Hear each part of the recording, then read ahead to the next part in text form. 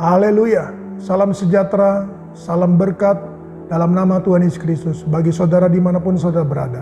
Baik domba-domba dari Gereja Pantekosta Indonesia Jemaat Villa Melati Mas, maupun domba-domba Tuhan dimanapun Anda berada, bersama dengan saya Pendeta Cornelius Abraham di dalam menyapa di pagi hari yang indah ini.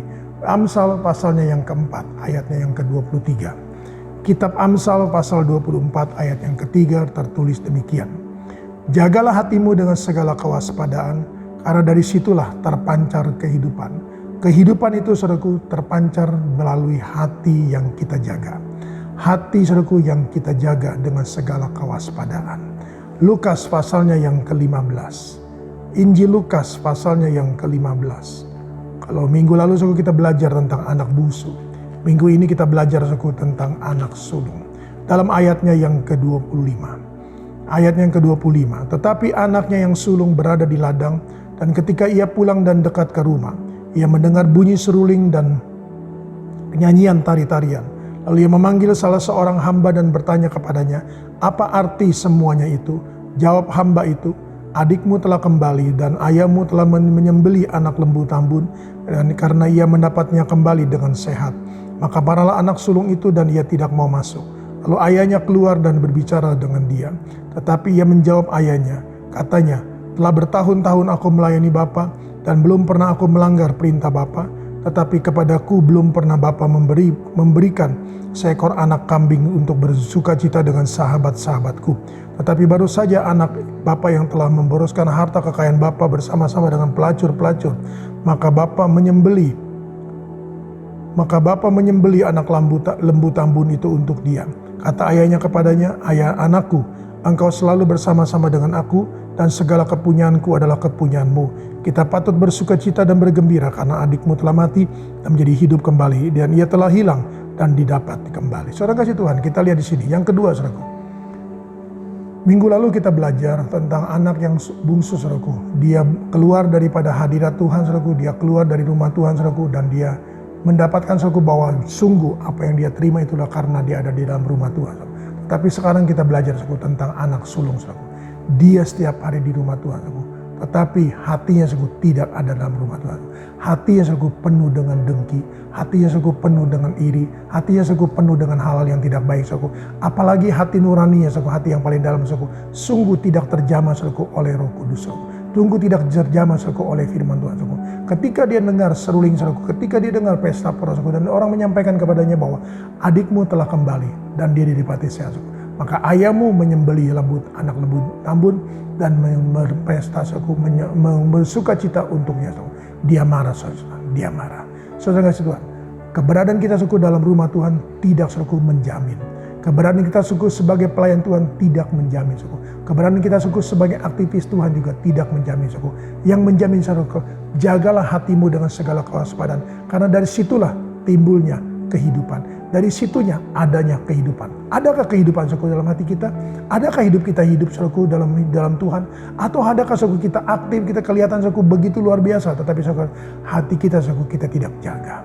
Hati kita, saudaraku, penuh dengan iri. Hati kita, saudaraku, penuh dengan marah. Hati kita, saudaraku, penuh dengan kecewa, saudaraku. Ada orang yang diberkati, ada orang, saudaraku, yang tadinya, saudaraku, meninggalkan Tuhan, lalu mereka kembali, saudaraku, dia kembali sama Tuhan, saudara marah. Kenapa gereja menerima dia? Saudara kasih Tuhan, ingat Markus pasal 10 ayat 45, aku datang bukan untuk orang benar, aku datang untuk orang berdosa. Gereja adalah tempat untuk orang berdosa. Gereja, saudaraku, adalah tempat untuk, saudaraku, merehabilitasi. Gereja adalah bengkel untuk hidup ini, saudaraku. Mari, biarlah kita yang sebagai, saudaraku, anak-anak Tuhan yang dalam rumah Tuhan, saudaraku, kita mempunyai hati, saudaraku, yang sudah dibaharui. Hati yang baru, saudaraku, dengan kehidupan yang baru, saudaraku, dengan segala tingkah laku yang baru, saudaraku. Kita menyambut mereka, saudaraku, yang kembali. Kita menyambut mereka, saudaraku, yang bertobat. Kita menyambut, saudaraku, dan kita pelajari kehidupan mereka. Apakah, saudara Tuhan, mereka sungguh-sungguh bertobat, ataukah hanya pura-pura, saudaraku. Berikan mereka waktu, dan kita lihat, saudaraku, kita pantau. Jangan, saudaraku, memberikan, saudara Tuhan, segala sesuatunya tanpa kita tahu, saudaraku, apakah dia sungguh-sungguh atau tidak. Mari, saudara Tuhan, firman Tuhan datang kepada kita semua bahwa jagalah hati kita dengan segala kewaspadaan, karena dari sinilah timbulnya kehidupan kita, saudara. Mari kita hidup dalam Tuhan, kita hidup dalam Tuhan. Jagalah hati kita dengan segala kewaspadaan. Maka berkat Tuhan, ingat Bapa berkata, segala kepunyaanku adalah kepunyaanmu. Apalagi Tuhan yang tidak dia miliki berikan kepada kita. Roma pasal 8 berkata, kalau Allah di pihakku, siapa akan jadi lawan kita? Dengan segala satunya Tuhan, dia tidak menyayangkan anaknya, tapi dia mengorbankan untuk saudara dan saya.